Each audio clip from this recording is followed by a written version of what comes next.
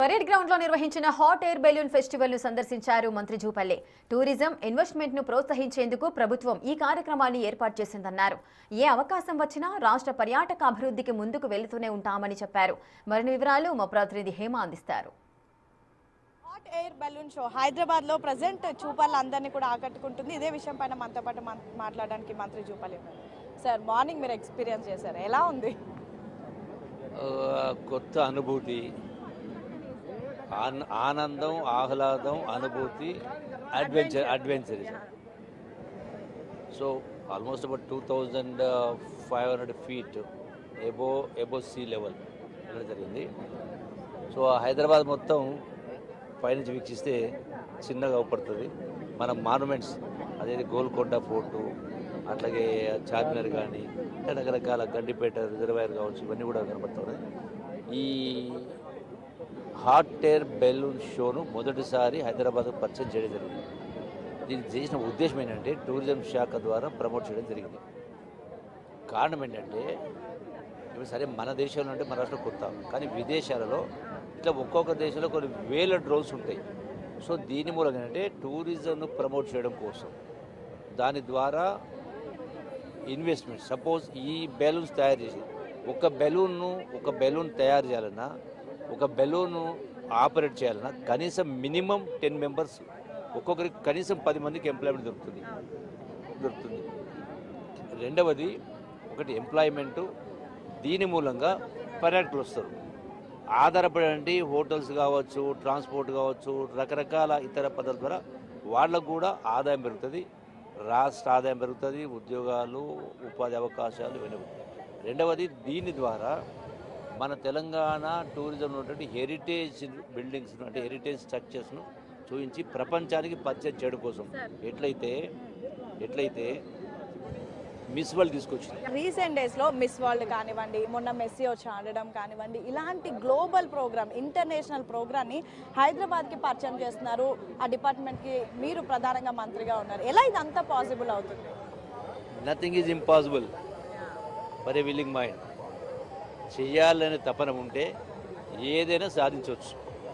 డెఫినెట్గా చేసిన దానికంటే ఇంకా చేయాల్సిన కూడా చాలా ఉంది. మీకు తెలుసు, రాష్ట్ర ఆర్థిక పరిస్థితి అధ్వాన పరిస్థితి ఉంది అన్నప్పుడు రాష్ట్ర ఆదాయాన్ని పెంచాలా, ఉద్యోగ అవకాశాలు కల్పించాలా, ఉపాధి అవకాశాలు కల్పించాలా, టూరిజం ప్రాంతాలు ఉన్న ప్లేసులో అవసరమైనటువంటి వసతులు, వనరులు, ఫెసిలిటీస్ కల్పించాలి.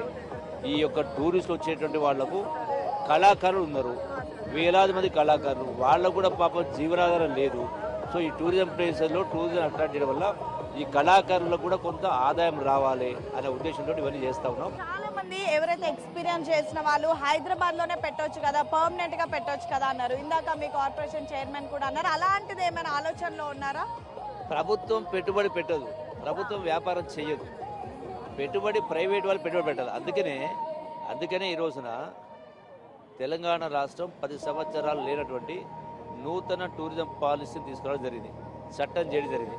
ఆ పాలసీ ద్వారా పెట్టుబడులు పెట్టే వాళ్ళకు ఇన్సెంటివ్స్, వాళ్ళు కొంత వసతులు, వనరులు, ఇన్సెంటివ్స్ ఇచ్చేటువంటి ఏర్పాటు చేస్తాం. సో దాని ద్వారా వాళ్ళు అట్లాంటి పెట్టుబడులకు వస్తారు. మన ఇవ్వకపోతే ఇంకో రాష్ట్రం ఇస్తాము. సో అందుకని వీటిని చూడడం ద్వారా ఇవి పెట్టాలనే ఆలోచన వస్తుంది. చివరిగా సంక్రాంతి అంటే ప్రతి ఒక్కరు పల్లెకు బయలుదేరిపోతూ ఉంటారు, సొంతూళ్ళకి వెళ్ళిపోతూ ఉంటారు. కానీ సంక్రాంతి, మొన్న కైట్ అండ్ ఫుడ్ ఫెస్టివల్, ఇప్పుడు హాట్ ఎయిర్ బెలూన్ షో, మొత్తం సంక్రాంతినే మీరు ఒక మోడర్న్ సంక్రాంతిని తీసుకొచ్చారు. ఎవ్రీ ఇయర్ కంటిన్యూ అవుతుందా ఇలా? ఈ సంక్రాంతి పతంగులు కూడా ఎప్పుడో మనకు 1000 సంవత్సరాల కింద వచ్చినటువంటిది. మారుమూల ప్రాంతంలో అది కనుమరుగవుతాం. మళ్ళీ మన సంస్కృతిని, మన ఆటపాటల్ని పునరుద్ధరించడం కోసం ఈ యొక్క పర్యటనలో పెద్ద ఎత్తున చేయడం మూలాన మీడియా ద్వారా ప్రజలకు వెళ్ళడం ద్వారా వాళ్ళు కూడా మళ్ళీ ఎట్లయితే ఒకప్పుడు కబడ్డీ కనుమరుగైంది, మళ్ళీ కబడ్డీ పోటీ ఉంచడం ద్వారా మళ్ళీ గ్రామ స్థాయిలో కూడా నిన్న కూడా కబడ్డీ నేను పోయి అటెండ్ వచ్చింది.